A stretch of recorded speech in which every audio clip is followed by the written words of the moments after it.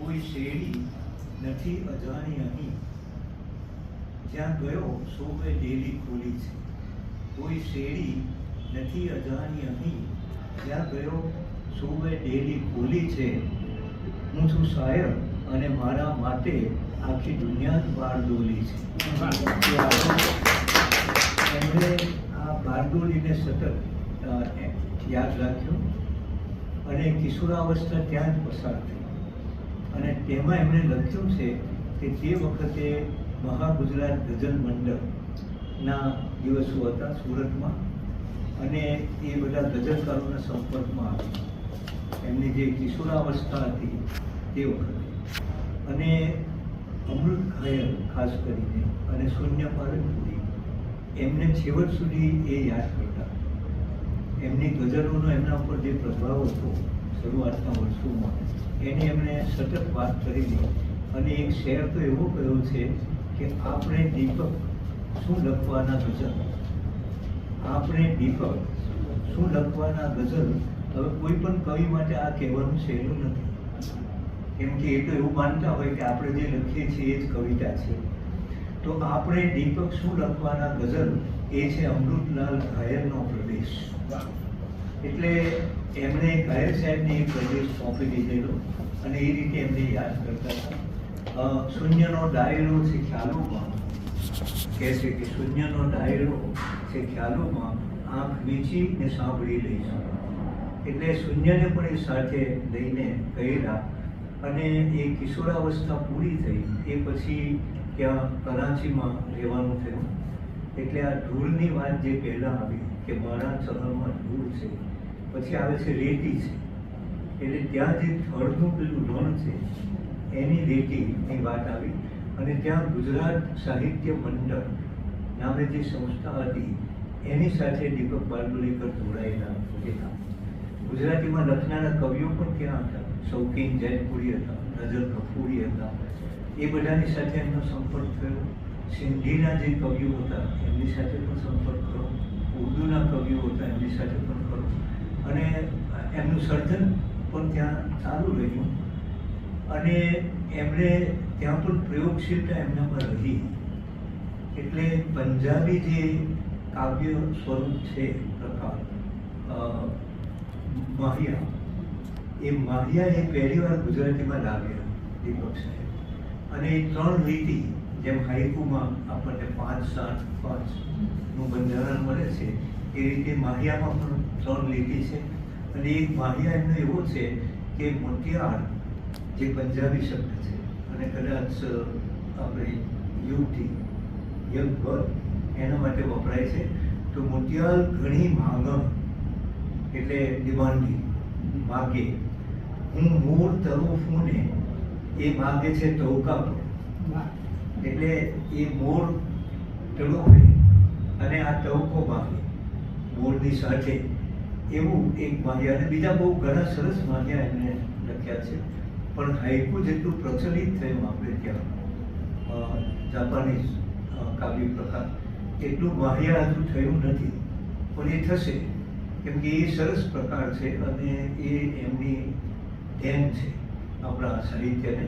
તો ત્યાં રહ્યા. હવે એમાં ટ્રેજેડી એ થઈ કે ત્યાંથી જ્યારે 1990માં યુકે આવ્યા ત્યારે એમણે ત્યાં જે છેલ્લું કાવ્ય લખેલું એ ગુજરાતી ભાષાનું મરસ્યું એવું એમણે કહ્યું.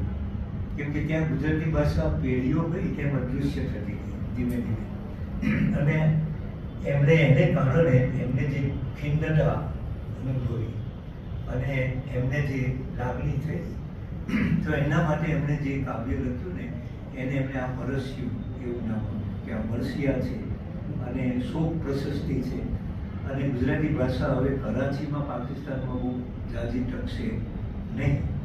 તો એ પ્રકારની લાગણી એમણે આ કાવ્યમાં વ્યક્ત કરી છે.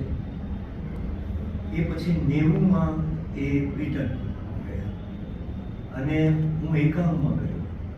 હવે 91માં હું ગયો ત્યારે મને પોતાને પણ એ ચિંતા હતી કે ત્યાં ઘર ઝુલાપો ને એ તો ઠીક છે, પણ આ ભાષા ઝુલાપો જે છે કે આપણે ગુજરાતી ભાષાથી જે અલગ થવાની વાત છે એ ત્યાં હવે મળશે કે કેમ એની ચિંતા હતી. એમાં આ બે વિભૂતિઓના સંપર્કમાં હું આવ્યો તરત જ. એક વિપુલ કલ્યાણી અને બીજા દીપક બારડોલી. વિપુલભાઈ તો અઢીસો માઇલ દૂર હતા લંડનમાં, અને દીપક સાહેબ 18 માઇલ દૂર ત્યાં માન્ચેસ્ટરમાં હતા.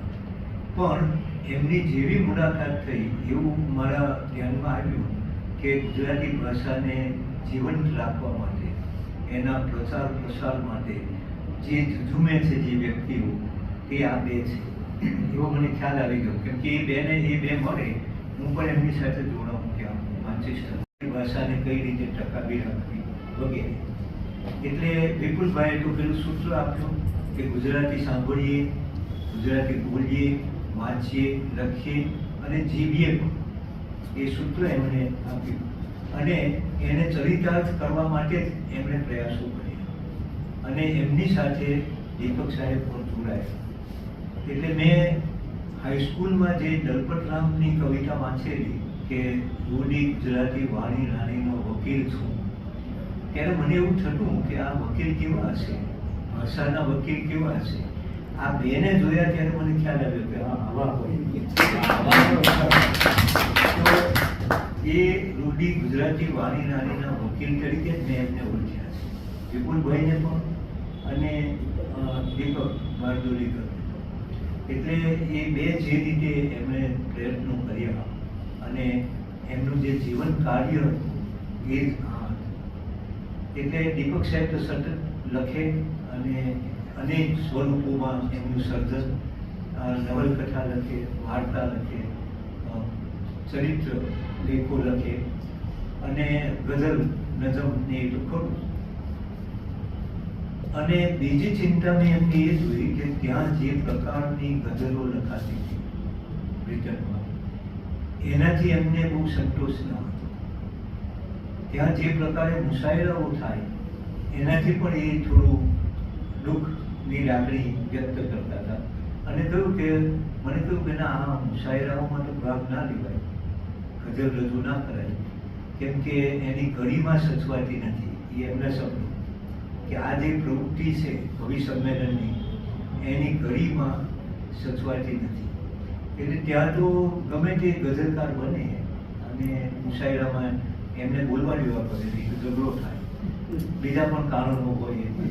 એટલે મને પછી એમને ઓફિશિયલી એવું જાહેર કર્યું કે હું તો હવે મુશાયરામાં તો ભાગ ના લઉં, મુશાયરામાં હું ગઝલ રજૂ નહીં કરું. મને કે તમે પણ ના કરો. તો મેં કહ્યું મને તો 5 માણસો જો દબાણ કરશે તો ના નહીં કહેવાય. દીપક સાહેબ માટે બહુ સહેલું હતું, એ ના કહી દે ખરું. મારા માટે હમણાં રતિલાલભાઈ ત્યાં હતા, સાવરકુંડલા પ્રકાશભાઈ, તો એમણે પણ આ જ મુશ્કેલી એમની બતાવી કે હું ના પાડીશ. એટલે મારા ભૂતપૂર્વ વિદ્યાર્થીઓએ મારા માટે જે કંઈ ઊભું કર્યું તો હું બહુ રાજી ના હતો, પણ પછી મને સંકોચ પણ હતો, પણ હવે હું ના પાડીશ. એટલે રતિલાલભાઈના પત્નીએ કહ્યું કે આ ઉંમરે બીજું માગવું આવે તો એ તમે પછી ના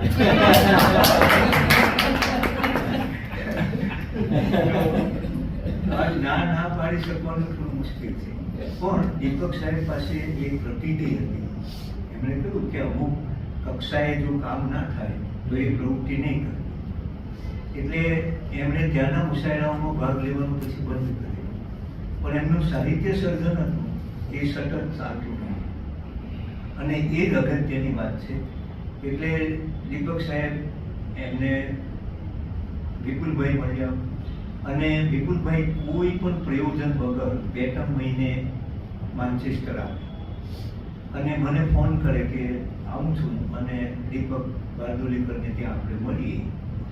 એટલે મારે પૂછવાનું નહીં કે કયા કામે, એ તો ગુજરાતી ભાષા, બ્રિટનમાં ગુજરાતી ભાષાની ચિંતા જ કરવાની હોય, એટલું જ કારણ હોય. અને એ કલાકો સુધી બેસે અને એ જ વાત ચાલતી હોય કે આ ગુજરાતી ભાષા જે છે એને કઈ રીતે આપણી યુવા પેઢી સુધી પહોંચાડવી, એને કઈ રીતે જીવંત રાખવી આપણે ત્યાં. એટલે એ કામ થયું સરસ રીતે અને 91, 92, 93, 96 સુધી મને પોતાને પણ એ થોડી હિંમત રહી કે ગુજરાતી ભાષાનું પાટાવાનું છે આપણે આમ અકાદમીને કારણે, દીપક બારડોલીકર અને જે સાહિત્યકારો હતા એમને કારણે, એટલે મેં જે થોડી પંક્તિઓ કરેલી રૂપાલીબેન એ એવી હતી કે તું ગુજરાતીમાં જો આવો કહે છે, આવો, તું ગુજરાતીમાં જો આવો કહે છે તો મારા કાને એક ટવકો પડે છે, તું ગુજરાતીમાં જો આવો કહે છે તો મારા કાને એક ટવકો પડે છે, તું ગુજરાતીમાં જો વાતો કરે છે તો તારા હોઠથી ફૂલો ઝરે છે, તું ગુજરાતીમાં જો વાતો કરે છે તો તારા હોઠથી ફૂલો ઝરે છે, લખીતી ગુજરાતીમાં તે સબરખી ને એમાંથી હવે કંકુ ખરે છે, લખીતી ગુજરાતીમાં તે સબરખી ને એમાંથી હવે કંકુ ખરે છે, ઉડે છે ગુજરાતી છાપાનો કાગળ. નિરીક્ષકનો નહીં, ગુજરાત સમાચાર. તો લખીતી ગુજરાતીમાં તે સબરખી ને એમાંથી હવે કંકુ ખરે છે, ઉડે છે ગુજરાતી છાપાનું કાગળ અને આખી એ શેરી ભગમગે છે, ઉડે છે ગુજરાતી છાપાનું કાગળ અને આખી એ શેરી ભગમગે છે, મને તો એ લાગે અર્થગર્ભિત, મને તો એ લાગે અર્થગર્ભિત, તો ગુજરાતીમાં જે લવડી કરે છે, મને તો એ લાગે અર્થગર્ભિત, તો ગુજરાતીમાં જે લવડી કરે છે, આ મારા કાનમાં રેડાઈ અમૃત, તો ગુજરાતી ગઝલ જો ગણગણે છે, આ મારા કાનમાં રેડાઈ અમૃત, તો ગુજરાતી ગઝલ જો ગણગણે છે, આ છોભીલો પડે ગુજરાતી કક્કો, તું જ્યારે જાવ નહીં બોલવું કહે છે. એટલે ગુજરાતી બોલીએ, વાંચીએ, લખીએ ની જે મંત્ર છે એમણે જે મંત્ર આપેલો વિપુલભાઈએ તેની આ વાત કરી છે. અને છેલ્લે છીએ આ હું ને મારી ભાષા એક જ, ગલત તું એક ને એક બે બને છે. એટલે આપણી અસ્મિતા, આપણી ઓળખ જે છે એ આપણી ભાષા સાથે સંકળાયેલી છે. અને એક ક્ષેત્રમાં આ બે માણસોએ ખરેખર બહુ કામ કર્યું અને હું એનો સાક્ષી. અને એને કારણે ગુજરાતીનું વાતાવરણ થોડું ત્યાં ટક્યું. પછી ધીરે ધીરે થોડા મેં એમને ખિન્ન પણ જોયા દીપક સાહેબને, કેમ કે ધીરે ધીરે જે યુવા પેઢી હતી એમની પાસે એટલું ગુજરાતી રહ્યું નહીં. અને આમ તો મુશ્કેલ તો હતું, કેમ કે 86માં રઘુવીરભાઈ આવેલા ત્યારે એમણે કહ્યું કે અહીંયા બ્રિટનમાં ગુજરાતી ભાષા ટકાવી રાખવી અને સાહિત્યનું સર્જન કરવું એ નેવાના પાણી મોઢે ચડાવવા જેવું અઘરું છે. એટલે એ વોર્નિંગ તો એમણે ત્યારે આપેલી. સુમનભાઈ આવેલા તો એમણે પણ કહ્યું કે અહીંયા જે સાહિત્યના નામે, સાહિત્યના સર્જનના નામે જે પ્રવૃત્તિ થાય છે એમાં પાસ ટાઈમ કે વિશેષ કંઈ નથી. એટલે આપણને ખ્યાલ આવી ગયેલો કે હવે આ જે વોર્નિંગ બેલ્સ વાગવા માંડ્યા છે ગુજરાતી માટેના. એ પછી તો 2004માં આપણા ભીખુભાઈએ કોઈ સર્વેની વાત કરી છે કે જે ચોથી પેઢી છે આપણી ગુજરાતી સમાજની બ્રિટનમાં, એના માત્ર 9% જ ગુજરાતી સમજે છે. એટલે બાકીનાઓ જે છે એમનું તો કોમ્યુનિકેશન, એમનો વ્યવહાર તો ઇંગ્લિશમાં ચાલે છે. એટલે ગુજરાતીનો વપરાશ ઓછો થતો જાય એ દેખીતું છે. અને એમના પરસેપ્શન્સ બદલાય અને એ રીતે ચાલે છે. હવે થોડું ગુજરાતી ઘરમાં વપરાતું હોય પણ એ એને સમજાય નહીં. એટલે મારું જે ગ્રાન્ડસન છે એ કંઈ શૂઝ દે આવ્યો અને એના ડાળીને થયું કે આ થોડું મોંઘા કહેવાય એ શૂઝ લીધા છે તે. એટલે એને એમ કે શિખામણ આપ્યું. એટલે કહ્યું કે દીકરા તું જેટલી ચાદર હોય એટલા પગ લંબાવવાના. એટલે એ પૂછવાયો કે આ શું કહેવામાં આવે છે, પગ લંબાવવાના. એટલે મને પૂછ્યું કે દાદા વોટ ડઝ ઇટ મીન, કે ચાદર હોય એટલા પગ લંબાવવાના. એટલે મેં કહ્યું કે આપણી બ્લેન્કેટની જેટલી લેન્થ હોય ને એટલા પગ આપણે સ્ટ્રેચ કરવાના. તો એ મને કે દાદા બ્લેન્કેટ લાંબી લાવો ને કે પગ સ્ટ્રેચ કરવા એનાથી. એટલે એમના પરસેપ્શન્સ બધા જુદા પડે અને ગુજરાતીની જરૂર એમને લાગે ના કોમ્યુનિકેશન માટે. એટલે એ ધીમે ધીમે આ ઓછી થતી. હવે દીપક સાહેબ અને વિપુલભાઈ અને મળીએ, ભેગા થઈએ ત્યારે આની જ ચિંતા હોય. એમાં આ બેને તો વિશેષ વધારે ચિંતા હોય મેં પોતે સ્વીકારી લીધું કે આ ભાષા જે છે એ નેચરલ પ્રોસેસ છે અને પ્રાકૃતિક ઘટના છે, એટલે ત્રીજી ચોથી પેઢીએ તો આ જેવું બનવાનું. એટલે એમાંથી જે થોડી પંક્તિઓ થઈ પ્રકાશભાઈ, એ હું આપને સંભળાવું કે ગુજરાતીની જે વલે થઈ એ બ્રિટનમાં એની વાત કરી છે. તો વેમ્બલી એટલે જે લંડનનો વિસ્તાર છે એમાં વેમ્બલીમાં લડખડે છે ગુર્જરી, વેમ્બલીમાં લડખડે છે ગુર્જરી, જીન્સ પહેરીને ફરે છે ગુર્જરી, ને લેસ્ટરમાં સહેજ ઊંચા સાદથી શોપમાં રકઝક કરે છે ગુર્જરી.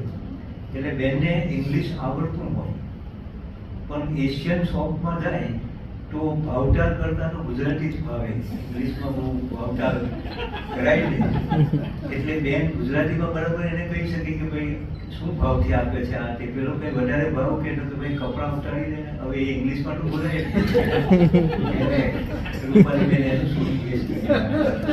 એટલે આ લેસ્ટરમાં સહેજ ઊંચા ઝાડથી શોપમાં રકઝક કરે છે ગુર્જરી, બ્લેકબર્નમાં ખૂબ હાંફી જાય છે, બર્ફ ઉપર લપસી પડે છે ગુર્જરી, બોલ્ટનમાં જાણે બોમ્બે મિક્સ છે, ત્યાં પડીકામાં મળે છે ગુર્જરી.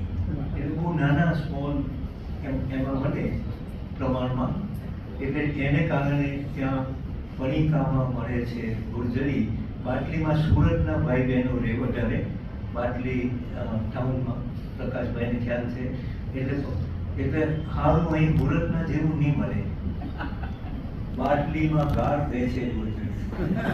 એટલે સુરતી ભાઈઓ એ ત્યાં રહી ગયા છે અને એટલા પૂરતું ગુજરાતી હજુ છે બાટલીમાં લખેલું છે. એટલે હાલમાં અહીં વાસી કુસી થઈ ગઈ વાળા ખરી, ફ્રીજમાં એ સાચવે છે ગુર્જરી, એક મેડમ ક્યારની કે છે સતમ, તે છતાં બોલ્યા કરે છે ગુર્જરી. એક મેડમ ક્યારની કે છે સતત, તે છતાં બોલ્યા કરે છે ગુર્જરી, સાંજ પડતા એને પિયર સાંભળે, ખૂણે બેસીને લડે છે ગુર્જરી. સાંજ પડતા એને પિયર સાંભળે, ખૂણે બેસીને લડે છે ગુર્જરી, સાંઢાવાળો સાડલો પહેરી ફરે. હવે ગુજરીશની વાત આવી કે સાંઢાવાળો સાડલો પહેરી ફરે, ક્યાં હવે દીથી ગમે છે ગુર્જરી, સાંઢાવાળો સાડલો પહેરી ફરે, ક્યાં હવે દીથી ગમે છે ગુર્જરી.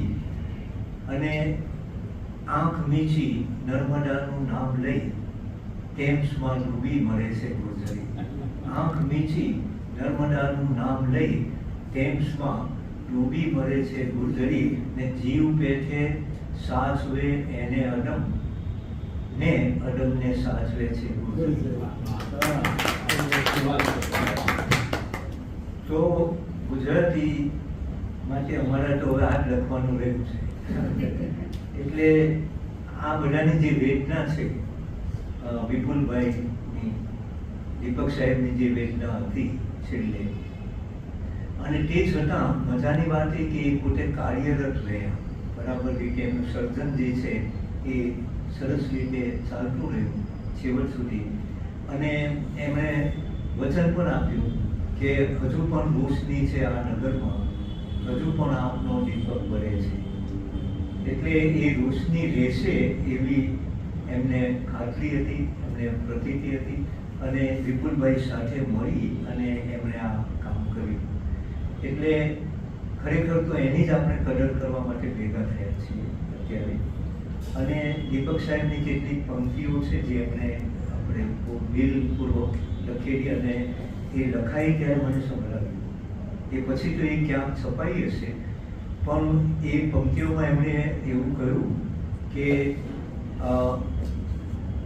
કેવો માણસ હતો, શું કહું, કેવો માણસ હતો શું કહું લોકો, કેવો માણસ હતો શું કહું લોકો, ગુર્જરીનું છે છાપરું લોકો, ના કેવો માણસ છે શું કહું લોકો, ગુર્જરીનું છે છાપરું લોકો, એ વિલાયતમાં કક્કો ગોખાવે, કાના માતરનો ભેદ સમજાવે.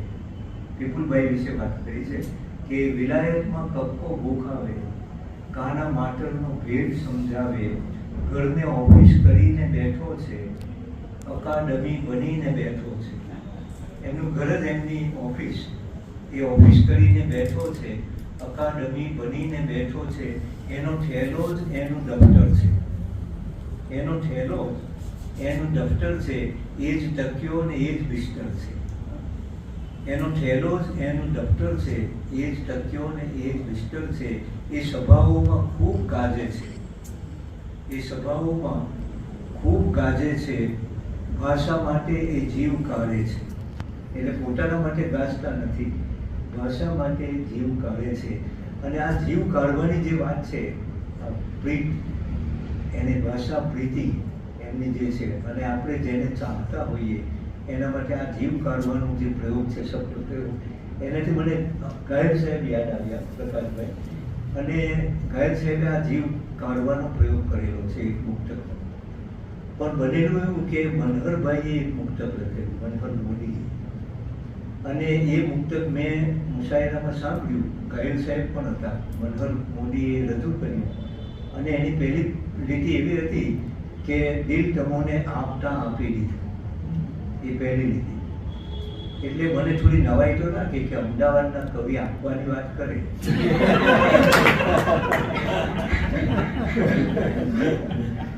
તો એ પણ સરસ મુક્તક એમણે કહ્યું કે દિલ તમોને આપતા આપી દીધું, પાછું લેતા મેં ફરી માપી લીધું. એટલે આપ્યું અને પાછું લીધું એ બરાબર બંધ બેસે છે અમદાવાદમાં, કે દિલ તમોને આપતા આપી દીધું, પાછું લેતા મેં ફરી માપી લીધું. એક પળ માટે તમે રાખ્યું છતાં 100 તરફથી કેટલું કાપી લીધું. એટલે આમાં ખોટનો સોદો થયો એવું મનહરભાઈનું કહેવું થયું. એટલે દીપક સાહેબે ત્યાં જ એમણે ગાયલ સાહેબે ત્યાં જ એક મુક્તક કહ્યું છે કે પ્રેમમાં ક્યાં કાપવાની વાત છે, એમાં ક્યાં કઈ માપવાની વાત છે. પ્રેમમાં તો દોષ મનહર જીવતા જીવ કાઢી આપવાની વાત. તો આ જે જીવ કાઢી આપવાની વાત કરી, એ જ વાત દીપક સાહેબે વિપુલભાઈ માટે કરી, અને એ બરાબર બંધ બેસી છે. અમે એના સાક્ષીઓ છીએ. અને એમણે કહ્યું કે એ સભાઓમાં ખૂબ ગાજે છે, ભાષા માટે એ જીવ કાઢે છે. નામ એનું છે વિપુલ કલ્યાણી, જો ફૂટી રહી કેવી ધાણી. એટલે ધાણી ફૂટ બોલનાર હવે છે નથી. અને એ જે ટક્યું છે થોડું, એ આ વિપુલભાઈ અને દીપક સાહેબ અને એમના પ્રતાપભાઈ. અને છેલ્લે એ કહે છે કે એના અરમાન સૌ ફળો દીપક, એના જે અરમાન છે એ ફળો, અને એના યત્નોને યશ મળો દીપક. એટલે એમણે જે પ્રયત્નો કર્યા છે, વિપુલભાઈએ ગુજરાતી ભાષાના જતન માટે જે ઝઝુમ્યા છે, અને જે પ્રયત્નો એમણે ત્યાં બ્રિટનમાં કરેલા છે, એના માટેનું આ જે કાવ્ય પંક્તિઓ દીપક સાહેબે લખી, એ ખરેખર એમણે જે કદર કરવી જોઈતી એ રીતે એમની કદર થઈ. તો આ પ્રસંગે આપ સૌની વચ્ચે દીપક સાહેબને યાદ કરવાનો જે પ્રસંગ ઊભો થયો, એનો ખરેખર આનંદ છે. એ રીતે આપણે વિપુલભાઈને પણ યાદ કર્યા, અને બ્રિટનમાં ગુજરાતી ભાષા વિશે પણ આપણે થોડી વાત થઈ. આ પ્રસંગ પ્રકાશભાઈ મારા માટે તો એક કૌતુક જેવું છે. મને આશ્ચર્ય બહુ થાય, કંઈ પણ નાની વાત બને તો એનું આશ્ચર્ય રહે. હા, એટલે એ આશ્ચર્ય મને એ થયું કે એક માણસ બારડોલીમાં જન્મે છે અને વાયા કરાચી એ બ્રિટનમાં સ્થિત થાય છે, બ્રિટનમાં રહે છે, અને બ્રિટનમાં રહીને આ 5 પુસ્તકોનું સર્જન કરે છે. એ જ્યારે હયાત નથી ત્યારે એમના અવસાન પછી એ વિપુલભાઈ એને સાચવે છે. અને વિપુલભાઈ 250 માઇલ દૂર છે ત્યાંથી, માન્ચેસ્ટરથી. અને વિપુલભાઈ ત્યાં બેઠા બેઠા એના પ્રકાશનની વ્યવસ્થા ગોઠવે છે. અને અહીંયા 5000 માઇલ દૂર અમદાવાદમાં કેતનભાઈ એની જવાબદારી ઉપાડે છે. એટલે એનું મુદ્રણનું, એનું પબ્લિકેશનનું અને એ બધી જવાબદારી કેતનભાઈ ઉપાડે છે. આજે પ્રકાશભાઈની હાજરીમાં, ઉપસ્થિતિમાં, પલીબેનની ઉપસ્થિતિમાં, આપ સૌની ઉપસ્થિતિમાં આનું વિમોચન થાય છે. તો આનાથી મોટું આશ્ચર્ય કયું હોય કે એક બારડોલીમાં જન્મેલો માણસ કરાચીમાં જાય, ત્યાંથી બ્રિટનમાં જાય, માન્ચેસ્ટરમાં બેસીને આ લખે, લંડનમાં બેઠેલો કોઈ માણસ વિપુલભાઈ એને પ્રકાશન કરવા માટેની જવાબદારી ઉપાડે અને અહીંયા એનું આ વિમોચન થાય, તો એ ખરેખર આપણા માટે, ગુજરાતી ભાષા માટે બહુ રોમાંચક એક વિધાન છે. તો એમાં સહયોગી થવાનું મને જે આ તક મળી એનો મને ખૂબ જ આનંદ છે અને આપ સૌનો હું ખૂબ ખૂબ આભાર એ માટે Recording in progress.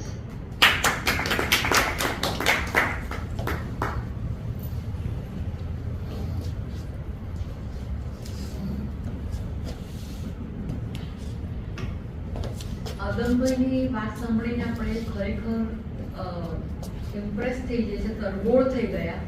એમણે જે વાત કરી કે યુકેમાં ગુજરાતી ભાષા માટે જે ભેખ ધરી વિપુલભાઈએ અને દીપક બારડોલીકરે અને અદમભાઈ પણ એમાં સહભાગી જ છે.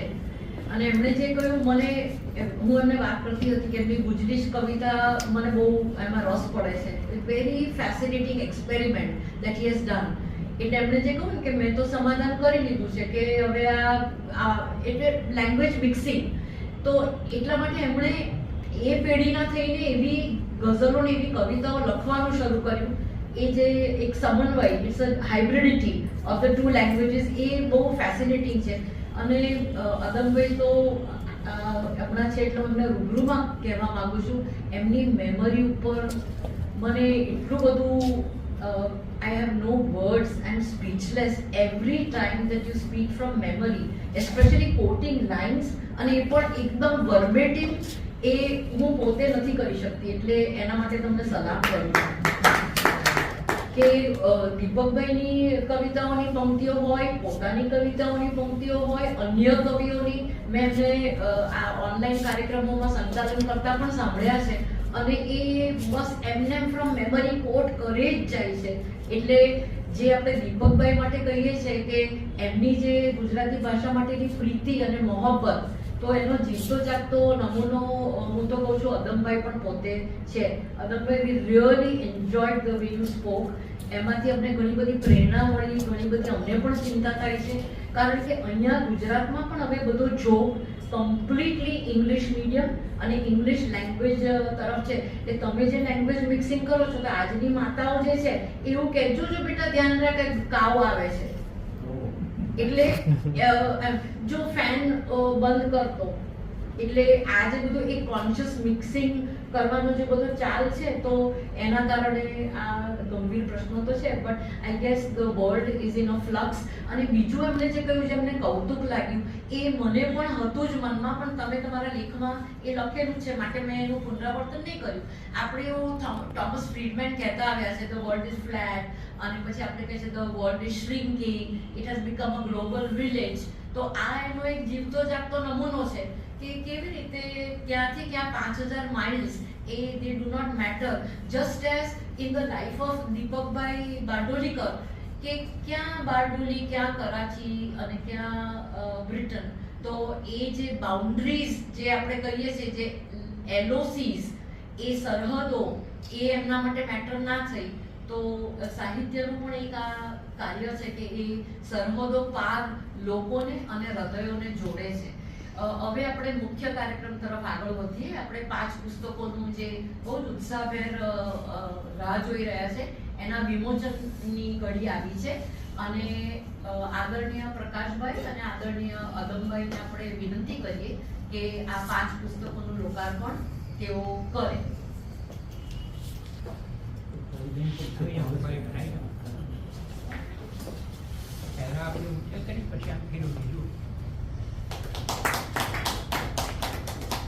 ઓકે, થોડુંક પ્રકાશનું છે એટલે તમારા ચિત્ર થોડુંક હા, યસ, સરસ. હવે આપણે એક પુસ્તક લઈ લે. હા, એક પુસ્તકો હાથમાં લઈ લે. હવે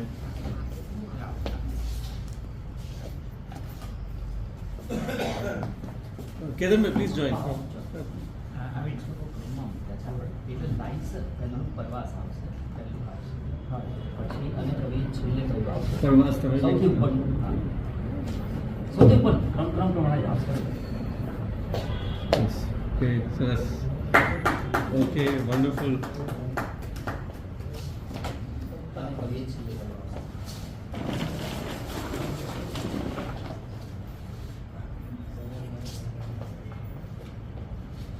અને કવિ છેલ્લે.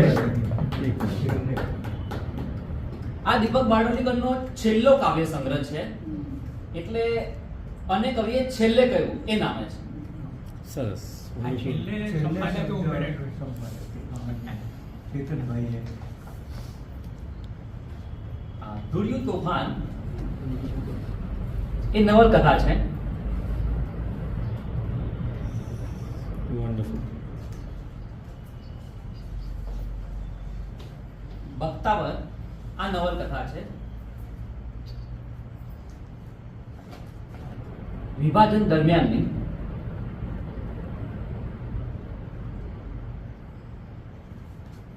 અને લેખ સંગ્રહ છે. ચરિત્રાત્મક લેખોનો સંચય. બુલંદીના વારસ.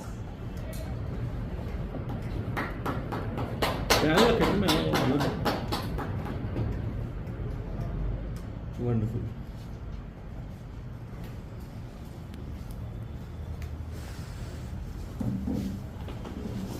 થેન્ક યુ અતમભાઈ, થેન્ક યુ પ્રકાશભાઈ.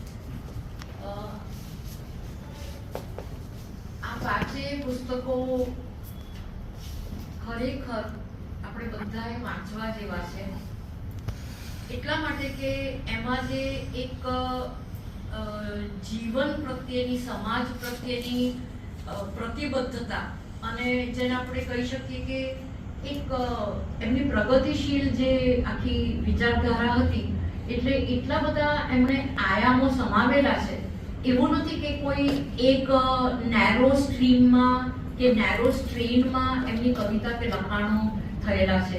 એટલે આશા છે કે આજે સ્પેશિયલ ડિસ્કાઉન્ટ ઉપર આ પુસ્તકો ઉપલબ્ધ છે. આપણે આ પુસ્તકો ખરીદીએ પણ ખરા અને પછી એને આગળ કોઈને ભેટ આપી દઈએ અને એમ કરીને એનું સર્ક્યુલેશન થાય તો સારું છે. કેતનભાઈ એક પ્રસંગ વર્ણવી રહ્યા હતા. જ્યારે પ્રેસ ઉપર લેવા ગયા પુસ્તકો ત્યારે જે બાઇન્ડ કરવા વાળા જે ભાઈઓ હોય એ કઈ એટલા બધા ભણેલા તેવા ન હોય, પણ એ એક ભાઈએ એમને કહ્યું કે આ જે પુસ્તક છે છેલ્લું આપણે જે છે ને એમનો જે લેખનો સંગ્રહ છે, તો એમણે કહ્યું કે આ એમ કે તમારી પાસે એક્સ્ટ્રા કોપી છે. એટલે કેતનભાઈએ કહ્યું કે એમને તો ખબર જ નહોતી કે એક્સ્ટ્રા કોપી છે કે નથી. તો એમણે કીધું કે કેમ, તમે શા માટે પૂછો છો? કે મને આ પુસ્તક બહુ જ ગમ્યું, મને આ પુસ્તક લેવું છે, હું મારા દીકરાને વાંચવા આપવા માંગુ છું.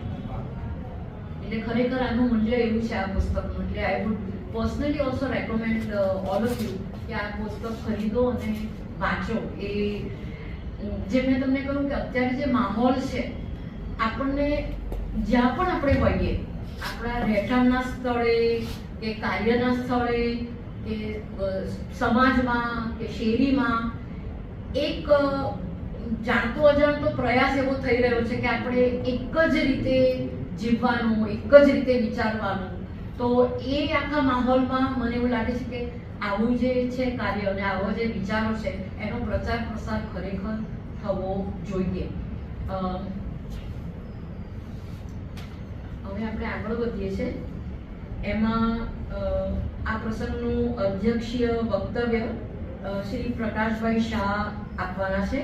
તેઓ દીપક બારડોલીકરને અજંપ ઉપખંડવાસી એ થીમ ઉપર એ આપણી સામે એ વ્યક્તિત્વને મૂકી આપવાના છે. પ્રકાશભાઈ ઓળખાણના મોહતાજ નથી. He is a man of many parts. હમણાં પ્રિતિશ નાંદીનું પ્રકાશભાઈ એક હતું ટ્રિબ્યુટ, તો એમાં કદાચ મને લાગે છે રાજન ગાંધી એ લખ્યું હશે, એમ મને જરા નામનું યાદ નથી આવતું, પણ એમણે એવું લખેલું કે સબંદરના વેપારી હું નહીં કહું. એટલે મને એ વખત એવું યાદ આવ્યું કે આ કેવું, normally we say he's so many things rolled into one, કે આપણે કહીએ he's a man of many parts, multifaceted personality. તો તો પ્રકાશભાઈ તો વેટરન રાઇટર, જર્નલિસ્ટ, સામયિક નિરીક્ષકના તંત્રી, આ જ સાહિત્ય પરિષદના ભૂતપૂર્વ પ્રમુખ, એવા પ્રકાશભાઈને પણ અદમભાઈની જેમ જ એમને સાંભળવો એક લાવો છે. અશોકભાઈએ જેમ પેલા ઇંગ્લિશ જે બધું ફ્લાયર સર્ક્યુલેટ કર્યું એમાં લખ્યું છે witty and wise and he has a fine sense of humour. So Prakashbhai, અમે રાહ જોઈ રહ્યા છે તમારા વક્તવ્યની. પ્લીઝ આવો.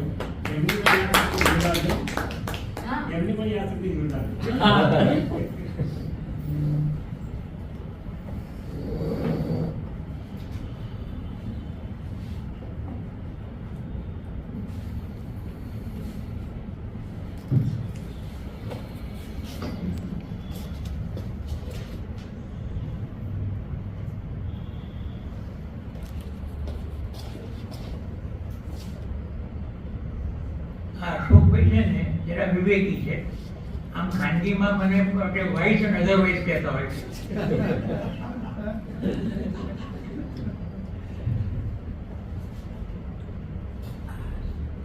ગુજરાતીઓ ઇંગ્લેન્ડમાં જીવશે અને ગુજરાતી પણ જીવશે એવી શું આશાવાદી છે.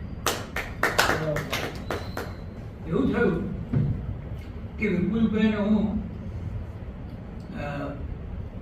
દક્ષિણ આફ્રિકાથી પૂર્વ કેન્યાથી લંડન જઈ રહ્યા હતા. ત્યાં એરપોર્ટ પર એક ગુજરાતી મિત્ર મળ્યા છે, કંઈક પરિચિત હશે વિપુલભાઈના. એ પેરિસ જતા હતા. પછી કહે કે પણ આ ફ્લાઇટમાં સગવડ છે, લંડન એમ કે 2 કલાક વચ્ચે બહાર નીકળી શકીશું. એટલે તરત ટેક્સી પકડીને એમ કે ફલાની જગ્યાએ હું મારું ભજીયા ખાવા જવાનું છું. હવે આ મને મારું ભજીયા કહ્યું એમણે એટલે બધી થઈ કે સૌથી પહેલા લંડનમાં જ્યારે અદમભાઈને મળવાનું થયું 1999માં, ત્યારે આ વિપુલભાઈએ રાબેતા મુજબ તરખટ કરેલું. જયેશ પંડ્યા અને મારા પર કેસ ચલાવ્યો. એમાં સાહેબ આપ પણ એમાં આ 2 માણસો વિચારવાયુ ના ગરબડ ગોટાળા કરે છે અને પછી એમ કે જે ધરાકાઓ થઈ રહ્યા છે એમાં આ 2 માણસોનો હાથ છે અને આખી કોર્ટ બેઠી હતી અને અમારા પર કેસ ચલાવ્યો. એમાં અદમભાઈ બોલવાનું આવ્યું, એ કયા રોલમાં હતા, કોના તે બધું ભૂલી ગયો છું, પણ યાદ શું રહી ગયું છે કે એમણે કહ્યું કે આ વિચારવાયુ કેમ થાય છે, આપણે ગુજરાતીઓ ભજીયા ખાઈએ એને કારણે થાય છે. અને એમણે પછી સજામાં કે દંડમાં ભજીયાનો કંઈક સમાવેશ કરેલો. એ પછી 7, 8, 9 વર્ષે કેન્યાના પેલા એરપોર્ટ પર પેલા અભિયમને મળી ગયા અને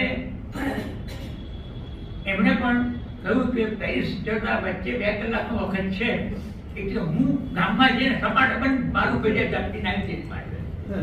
એટલે જ્યાં સુધી, કારણ કે ભાષા તો વાણી એક તો જીભની કળા છે અને ભજીયા પણ જીભની કળા છે. એ તમારા જેવા કવિઓ વધારે જાણે. તો પણ અદમભાઈ એમને ઓપિનિયનમાં એક જે લેખ કર્યો એમાં પાટલીના મુશાયરાનું અસલ ઉચ્ચાર મુશાયરા, બાટલીના મુશાયરાનું એમણે રિપોર્ટિંગ કર્યું છે પોતાની કોમેન્ટ સાથે.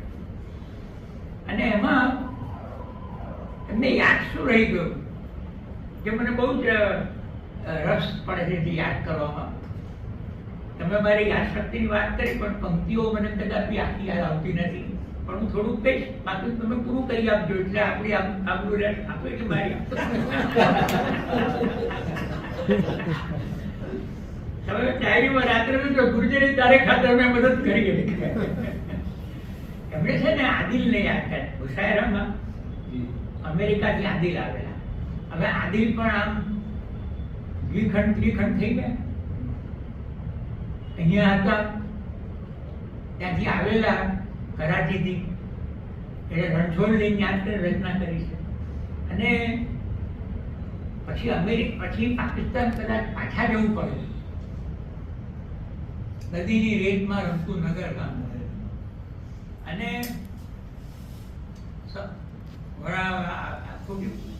શબ્દો આગા પાછા વરાવા આવ્યા એ ચહેરા ભરીનો આંખોમાં સફરમાં હમસફર પડે ના પડે. આ આદિલ અમેરિકામાં સ્થાયી થયા અને અહીંયા બાટલીના મશાયરામાં આવ્યા છે. આ કવિઓ અને બાટલી આ મારું ગુજરાત જરા કાચું છે. તો અને એનો રિપોર્ટિંગ વિથ કોમેન્ટ એ બારડોલી કરે આમાં લખી ત્યારે એમણે ખુશ થઈને યાદ કર્યું છે, પંક્તિ તમારે કહેવું પડશે. એમણે કહ્યું છે કે આ સુસાની કમાલ તો જુઓ, એમ છે 5 ખંડના લોકોને એક કર્યા છે, બરાબર છે. આદિલની પંક્તિ છે, પણ એ શું છે યાર? સુસા આદિલ પહેલી પંક્તિમાં સુસા આવે છે અને બાટલીમાં મળ્યા છે, પોતે અમેરિકાથી આવ્યા છે, યુરોપમાં આવ્યા છે, ગુજરાતીઓ દરમિયાનમાં ઓસ્ટ્રેલિયા અને બધે પણ વસવા માંડ્યા છે, Asia, Africa, Europe, America, Australia. કેમ કે આ સુસા છે એ આપણને 5 ખંડને ભેગા કરે છે, 5 ખંડના ગુજરાતીઓને ભેગા કરે છે. આજે આ સામે વિપુલજી બેઠા છે, મારે સંબોધન કાયદેસર કરવું જોતું હતું, પણ મને કેમ એમ મારે શું છે મુશ્કેલી, પ્રમુખ મને જાહેર કરે તો મને પણ ના કરી શકું, પણ ત્યાં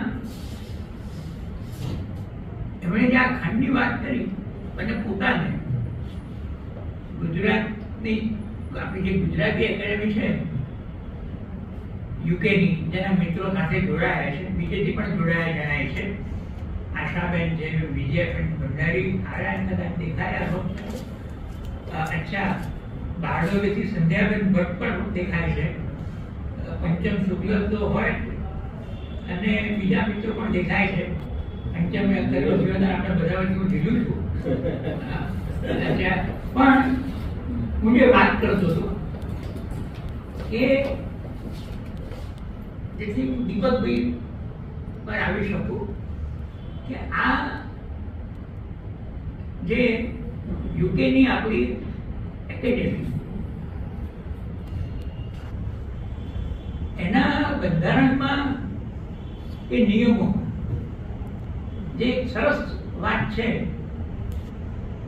કે રાષ્ટ્રીયતાના ભેદભાવ વગર ગુજરાતી માત્રની આ સંસ્થા છે. રાષ્ટ્રીયતાના ભેદભાવ વગર, જે તે વખતનો ઠરાવ તો બરાબર છે, હવે જે વર્ષોમાંથી આપણે પસાર થયા આ વચલા દાયકાઓ, એ વખત તમે યાદ કરો એની વચ્ચે એ કેટલી મોટી વાત છે કે રાષ્ટ્રીયતાના ભેદભાવ વગર ગુજરાતી માત્રની આ સંસ્થા.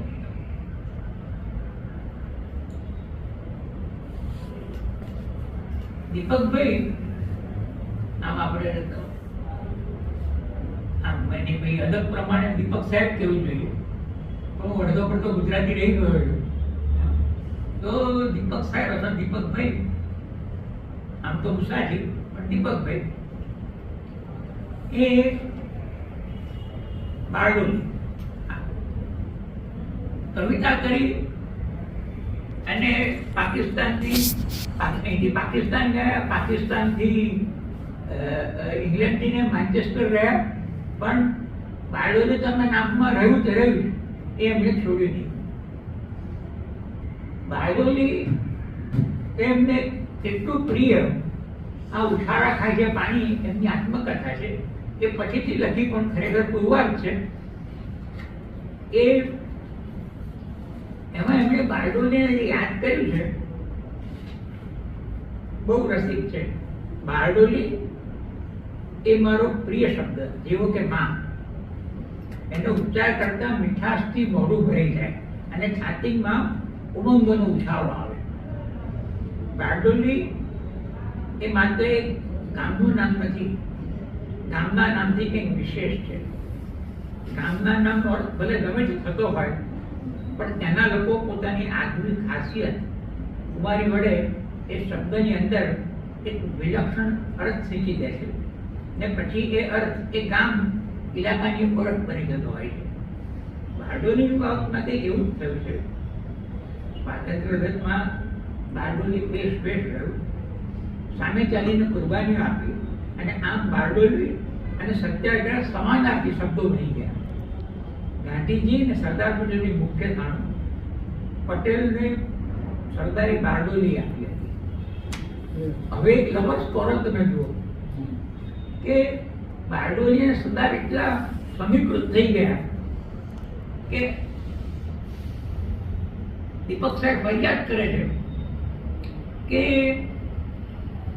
લોકો સરદાર પટેલ ખેડા જિલ્લાના કરમસદ ગામના છે તો ભૂલી જ ગયા અને સરદાર પટેલ પર ટપાલ લખે તો બારડોલી જિલ્લા ખેડા એમ ચાલી જાય અને સરનામું લખે તો અને પછી ફરિયાદ કરે છે કે મારી એ ટપાલો છે એ શું તે ઘણીવાર છે તે આમથી ફરીને ખેડાથી ફરીને અહીં મારામાં આવતી હતી એ દિવસોમાં. આ એમના કિશોરાવસ્થા અને તારુણ્યના સંક્રાંતિ કાળની વાત. મીઠોળા નદી એનું વર્ણન કર્યું છે અને આ ઉછાળા ખાય છે પાણી એની સ્મૃતિમાં લઈ આવ્યા છે. આગળ 17 બરાજ જોયું કર્યા છે, યાદ કર્યું છે કેમ તો મીઠોળામાં કરેલું અને એના ઉછાળા ખાતા પાણીમાં. તો આ હવે કરાંચી આવે અને ત્યાં ધીરે ધીરે જામ્યું. એની બધી વાત હું નથી જતો પણ એ શિક્ષક થયા પછી પત્રકારત્વમાં ગયા અને આ જે સાંકળો સિસ્ટમ એમ જે એમની પાકિસ્તાન વાળો ભાગ જે ઉત્તરાખંડ છે એ સાંકળો સિસ્ટમ કેમ કહ્યું છે કે એમણે ત્યાં એક પત્રકાર તરીકે અને જર્નલિસ્ટ યુનિયનિસ્ટ તરીકે જેલમાં જવાનું હોય. એટલે અજબ હું કહું છું એમને અહીંયા આગળ બારડોલીનું આટલું ખેંચાણ છતાં ભાગલા વખતનું જે વાતાવરણ અને જે સંજોગો એમાં પાકિસ્તાન પસંદ કર્યું. બારડોલી તો જોડે જ રહ્યું. કંઈક વર્ષ ભારત પણ તેને કહીએ તો જોડે છે. પાકિસ્તાનમાં આમ તો જે બધા ગયા એમને માટે એક વખતે ધારો કે સગવડ અગવડના પ્રશ્નો હશે પણ એક પ્રોમિસ લેન્ડ પણ હતું. વિભાજનની કારણોની કાંઈ વાત નથી કરતો પણ હું ત્યાં ગયો, પસંદગીથી ગયો તો બે બી it was sort of a promise land. ભૂમિ મારી વરભૂમિ હતી, પ્રોમિસ લેન્ડ. ત્યાં ગયા તમે જો પરસેપ્શન વાઇઝ કહું, બે મુદ્દા હું તમને કહું, 3 મુદ્દા કદાચ એ છે તો ચોથો હશે તો 3-2 થઈ શકે પાછી થાય તો વરભૂમિમાં ગયા અને આમાં પડ્યા અને આપણી સામે ફરિયાદ છે. હું ભારતમાં વસનારા તરીકે વાત કરું છું કે હું ને તમે પાકિસ્તાનના બધાને સમીકૃત કરીને જોઈએ છીએ. એટલે એમણે વિવેક કર્યો છે. એમને પેલા જનરલોની સરકાર ગમી નથી અને બધા ગેંગઅપ થઈ ગયા અને કથિત વિરોધ પક્ષ પણ એમાં જોડાઈ ગયો અને ભૂટોને ઉથલાવે અને પકડે. તો એણે એક ફરિયાદ એક લોકશાહીવાદી તરીકે હું ને તમે અયુબ ખાન, યાયા ખાન, ભૂટો કોઈ વિવેક નથી કરી શકતા પણ એણે વિવેક કર્યો છે ત્યાંના રહેણાંક તરીકે, પાકિસ્તાનમાં વસેલા પત્રકાર તરીકે અને એ તેનું ખમીર એને જમીર અને પ્રગટ કર્યું છે. તો આ જે વાત એ તમે જુઓ, પકડાયા છે, જેલમાં છે. પાકિસ્તાનના ચાહક છે, પાકિસ્તાન અને ઝીણાના પ્રશંસક છે અરવિંદ ગઢવીએ એક લેખ લખ્યો, મેં નિરીક્ષકમાં છાપ્યો, અને એમાં એમણે ગાંધીના જીણા એની વાત કરતા કરતા જે કેટલાક વિધાનો કરેલા, તો દીપકભાઈ ફરિયાદ પણ કરી છે અને બહુ કેટેગોરિકલ ટર્મ્સમાં જીણાની વાત મૂકી છે. પણ પાકિસ્તાનમાં જ્યારે જીણાની વાત કરે છે ત્યારે એને જુદી વસ્તુ કહેવાની છે. એ શું છે જેના વિશે આપણે બધા રાજી થઈએ એવું જે જીણાનો ઉદ્ગાર, અને જે ઉદ્ગારો યાદ કરી અને વારી જઈને અડવાણીએ પાકિસ્તાનમાં એક શુભચેષ્ટાનો પ્રયાસ કર્યો હતો, જેને અંગે એમના બંધુઓ અહીંયા આગળ પૂરતો ન્યાય એમને આપ્યો. પણ એ શું છે જીણાએ છે ને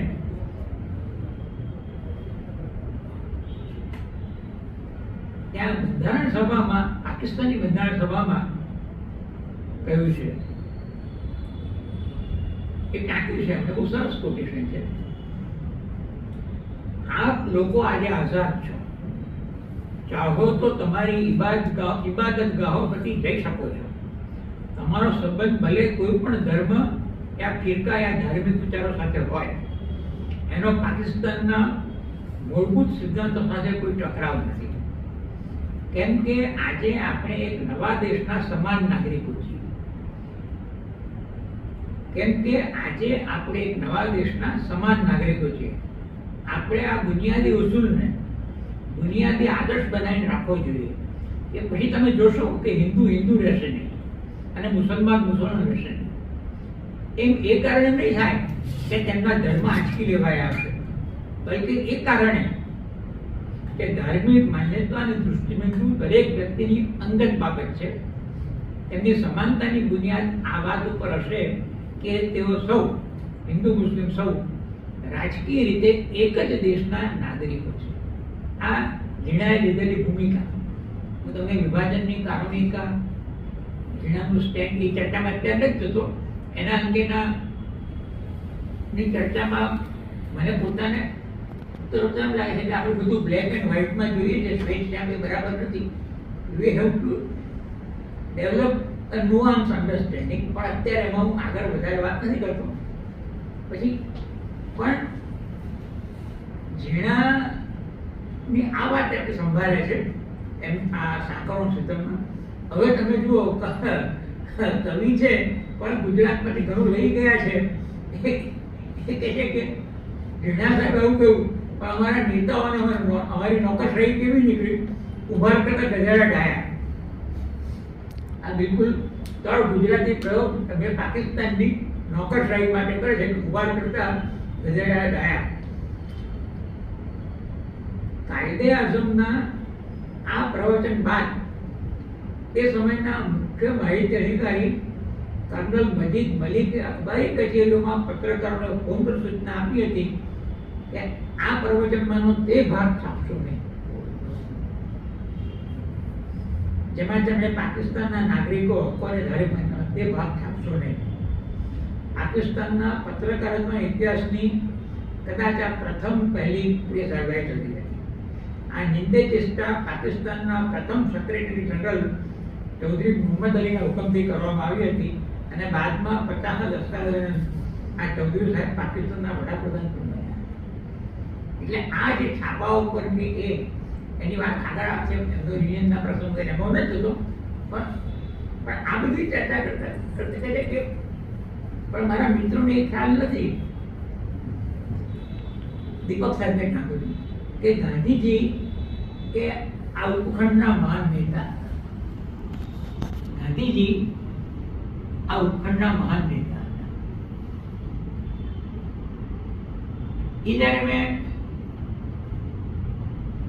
એમની પંક્તિ વાંચી ત્યારે મને પાકિસ્તાન ટાઈમ્સે ગાંધીજીને આપેલી અંજલિ યાદ આવી. એ વખતે કદાચ ભાઈ તંત્રી હતા પાકિસ્તાન ટાઈમ્સમાં મારા પ્રાણે भाई समझ भाई राहत और भी है, मसल की राहत किसका. तो હરીશ સાહેબ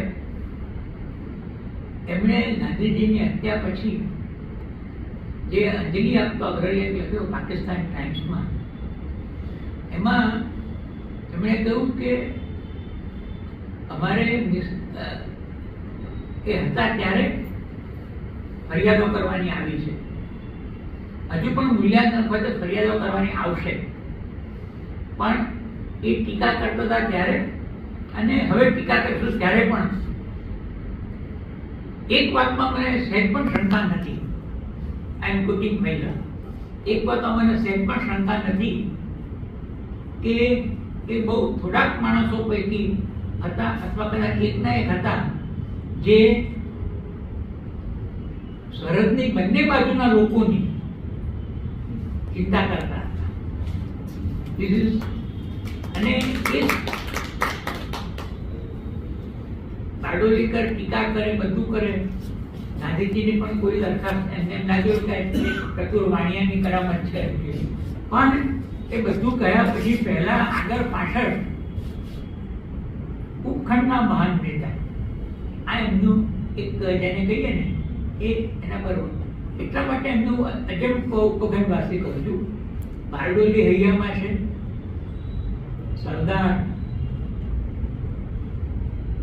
બધું જ હૈયામાં છે, અહીંયા પણ લડવાનું આવ્યું છે, ત્યાં લડ્યા છે, અને માન્ચેસ્ટર જવાનું થયું, નિવૃત્તિના કાળમાં પુત્ર સાથે રહેવાનું થયું. તો જે વાતો કરી છે તે લંડનના બોમ્બ બ્લાસ્ટ વખતે એમણે જે રચના કરી એ ઓપિનિયન અને નિરીક્ષણ બંને છાપી હતી કે જે કોઈ હોય તે કાળા હોય, ધોળા હોય, પીળા હોય, માનવ નથી, શૈતાનની ઓલાદ છે. એને આતંકવાદની ઘટનાને કોઈ ઇસ્લામને ધોરણે ઓઠું લઈને પણ કરતું હોય તો એ વોઝ નોટ રિકન્સાઇલ્ડ.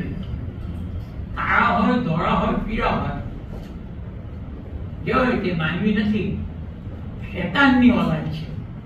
આ માન્ચેસ્ટર બેઠા દીપકનો પ્રતિભાવ છે. અને જે સ્મૃતિઓ તળ ગુજરાતની, ગુજરાત વિશે ફરિયાદ કરે છે, અમારી વાંચતો નથી પંક્તિઓ, પણ ગુજરાતીઓ ફરિયાદ કરે છે કે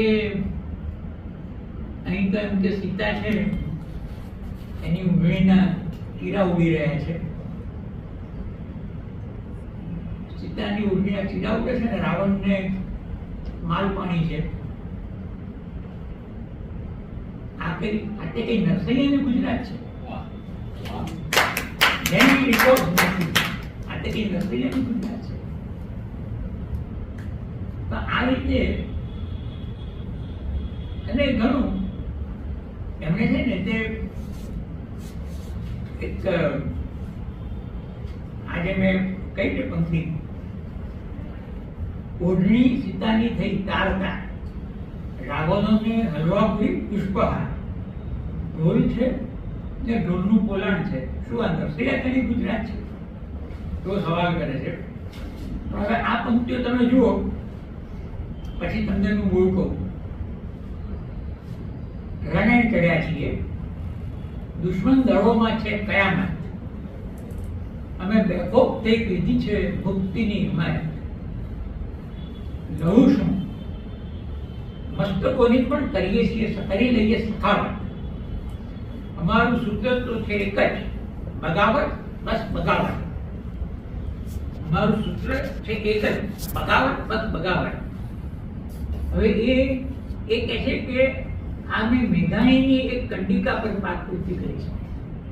કઈ કંડિકા નથી જાણ્યું અમારે, પણ શ્રી આકલ કરી છે.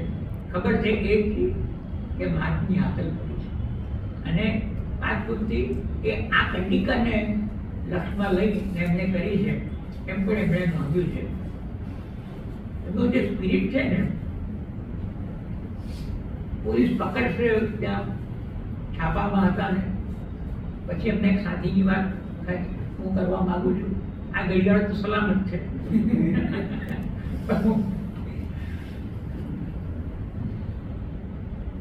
હા. 2-3 મિનિટ વધારે કહીશ. તો છાપા સેન્સરશીપ આવી. તમે જો આપણે જાણો 1975 નો યાદ કરો તો શું સરસ, કારણ કે ત્યાં સેન્સરશીપ આવી ને એટલે રાત્રે અમુક સમાચાર ઉડી જાય, જગ્યા પૂરી રહે. અખબારો એટલી ખાલી જગ્યાઓ સાથે કોઈ કોળિયા જેવી સ્ટીકરમાં પ્રગટ થતા હતા. કોળીઓ હોય કેવો લાગે એવી સ્ટીકરમાં છાપા પ્રગટ થતા હતા. પછી પેલા એ કહ્યું કે ઓળખીતા પોલીસ અધિકારીએ કહ્યું કે ભાઈ જરા સાચું એમ કે તમને આ બધું તમે જે લખો છો, બોલો છો એ કહેવાય નહીં એમ કે. તો શું કવિ જવાબ આપે છે? પેલા પોલીસ અધિકારીને કહે છે કે ભયંકર તાપમાં કિશોરો મરે છે જાણો છો, અમારું પણ એવું જ છે. ભયંકર તાપમાં કેસરો મરે છે જાણો છો ને, અમારું પણ એવું જ છે. તો આ સ્પિરિટ આપણા જેમ ઉપખંડવાસીનો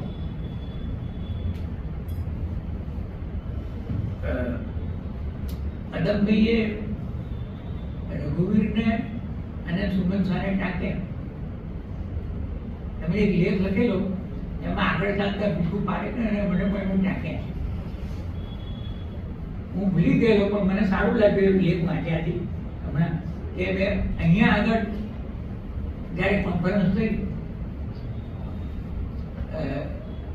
આપણી ગુજરાતી અકાદમીની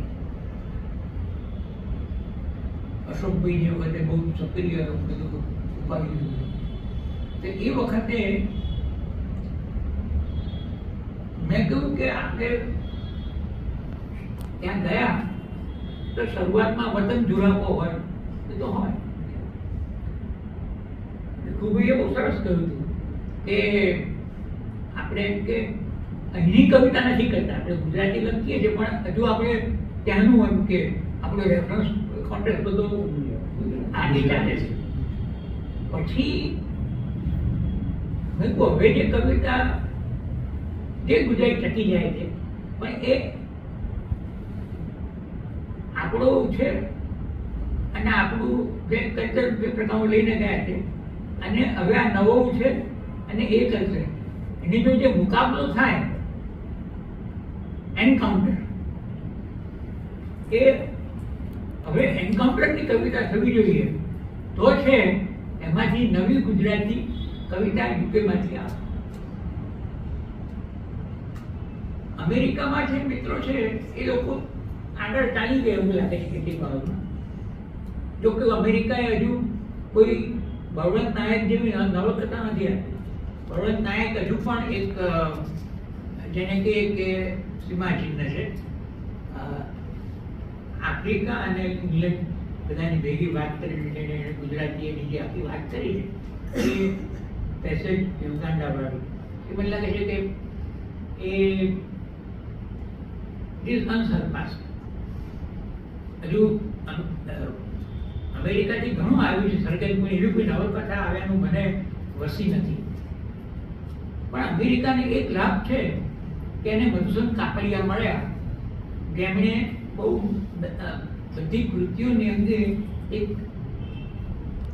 આત્મીય એટલી નિર્મમ તપાસ કરી. યુકેમાં અદમભાઈ ધારે અને સંકલ્પપૂર્વક તો એ તપાસ કરે તો જે ગુજરાતી બચી છે એનું નવું જીવન જે છે સાહિત્યિક, એમાં જે વાતાવરણ ઊભું કરવા સાચવવામાં ગુરુજનું સાંકડું થવામાં વિપુલભાઈએ જે કરી ભૂમિકા, એને એક કાપડિયા જેવી મધુસૂદન કાપડિયા જેવી એક બાગબાનીની જરૂર છે જે આજે આપણે ગુજરાત છેડેથી અદમભાઈની પાસે એની આશા અને અપેક્ષા રાખીએ છીએ. અને દીપક સાહેબને યાદ કરી અને મારી વાત પૂરી કરું છું. ધન્યવાદ.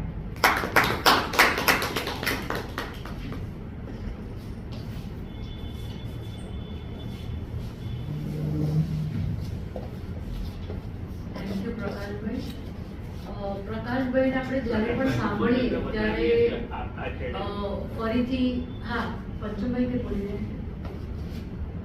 અમે પ્રકાશભાઈના સૂચનને આ છેડેથી વધાવીએ છીએ. ઓકે.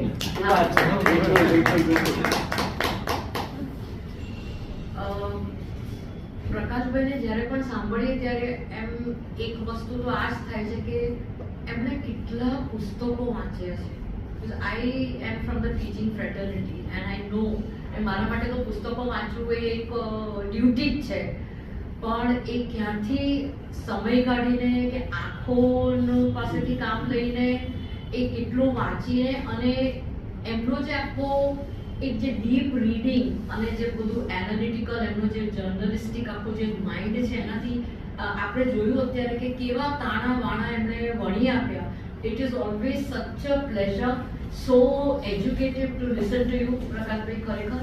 અને એમણે ફરી આપણે એક જ વાત ઉપર આવી રહ્યા છે જેનો મને બહુ આનંદ છે, જે હું વારંવાર હમણાં વાત કરી રહી છું કે જે એન્ડેન્જર થઈ રહ્યું છે બહાર આખા વિશ્વમાં, આપણા દેશમાં એકલામાં ને આખા વિશ્વમાં રાઇટિસ્ટ ફોર્સિસ જે એકદમ માથું ઉંચકી રહ્યા છે એમાં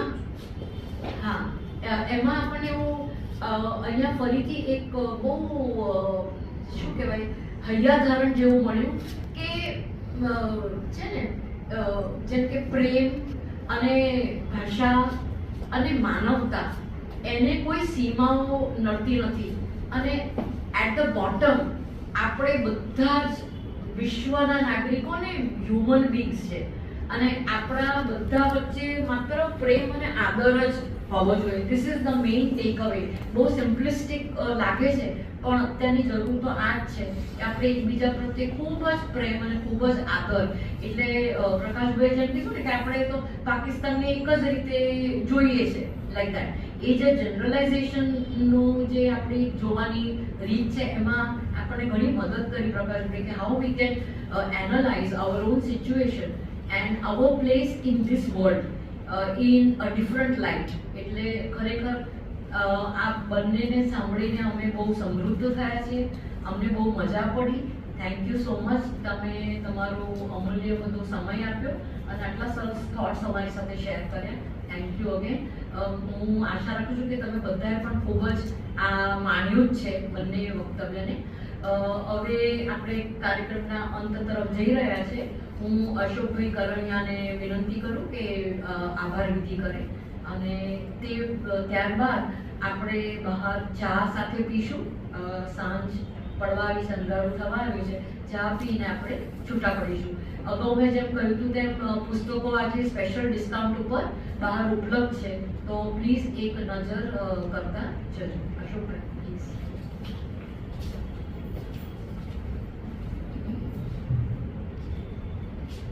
નમસ્કાર. આદરણીય અધ્યક્ષ પ્રકાશભાઈ નશા,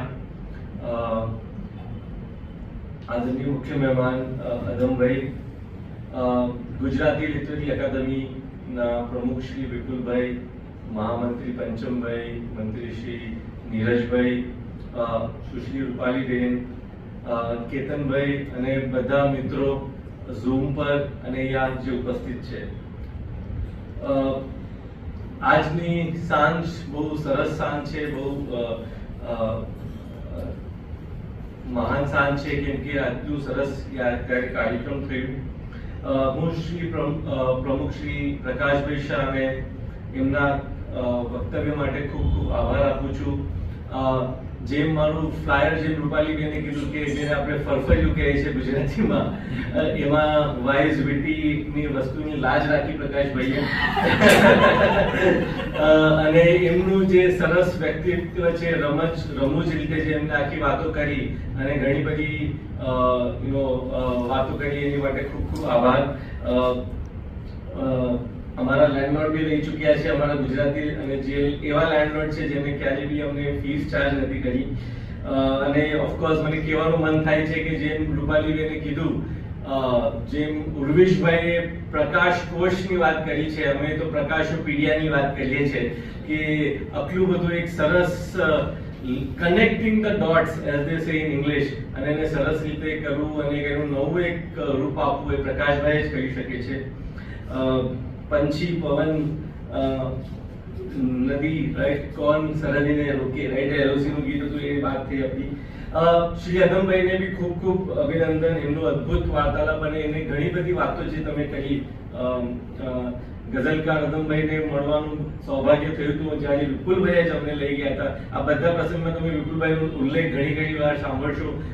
અમને લઈ ગયા હતા મેન્ચેસ્ટર અને અકાદમીનું જ્યારે મહા કોન્ફરન્સ થઈ હતી, મહા સેમિનાર થયું હતું લંડનમાં, ત્યારે બી એમની સાથે વાત થઈ હતી. તો અદમભાઈ ખૂબ ખૂબ તમારો આભાર. તમારી વાતો સાંભળીને બધી યાદો બી તાજા થઈ ગઈ. જોડું દફતર તો છે જ વિપુલભાઈનું, પણ કહેવાનું મન થાય છે કે અમારા રતિ કાકા, જેનું ક્યારેય બી નથી ભૂલી શકતો, એ તો વિપુલભાઈને ઘરને વખાર બી કહેતા.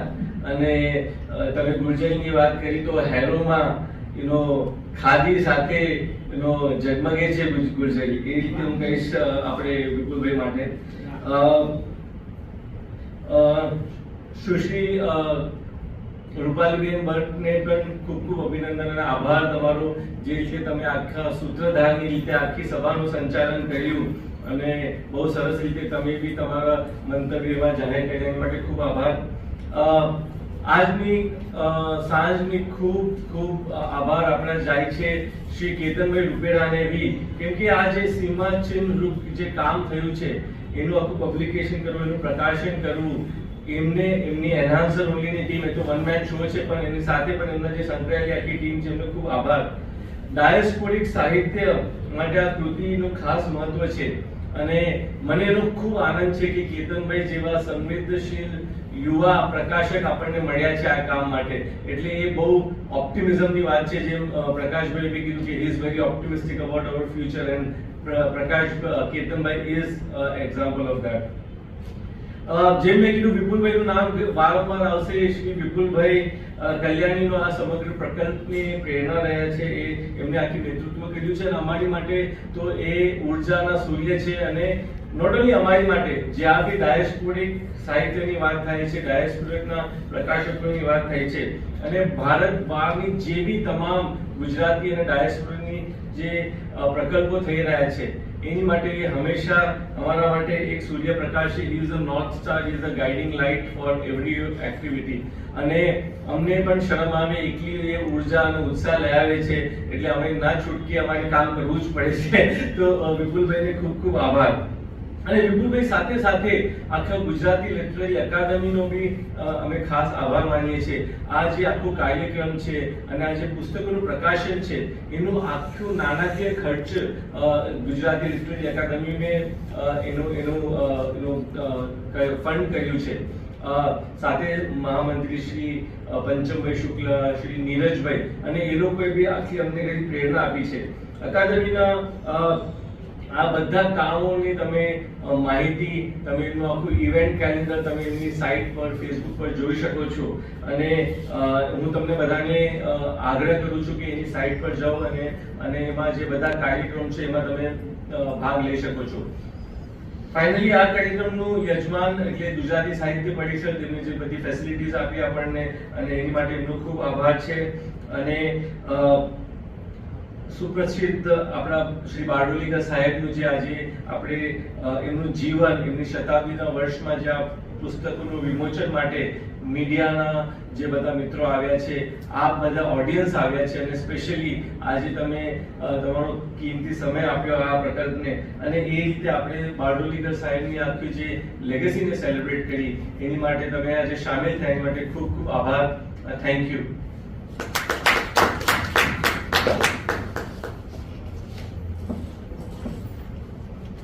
થેન્ક યુ અશોકભાઈ. હવે આપણે બધા બહાર પ્રયાણ કરીએ, ચા પૂરી રાહ જોઈ રહી છે.